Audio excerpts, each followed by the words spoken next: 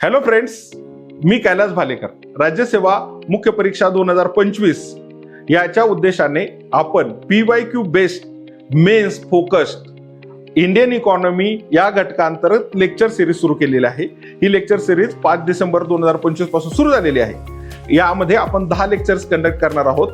यामध्ये next lecture जे आहे ते 12 डिसेंबर 2025 आणि 13 डिसेंबर 2025 यामध्ये 11 ते 1 या वेळात असणार आहे.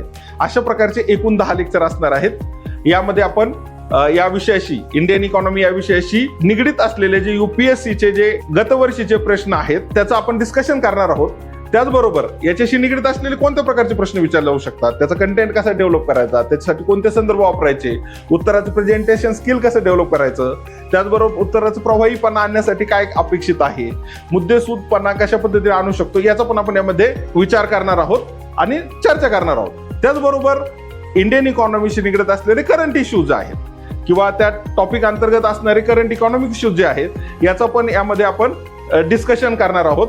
आणि हे करत असताना आपला जो काही अप्रोच आहे हा परीक्षाभिमुख असेल. विद्यार्थ्यांना याचा निश्चितपणे फायदा होईल. Thank you very much.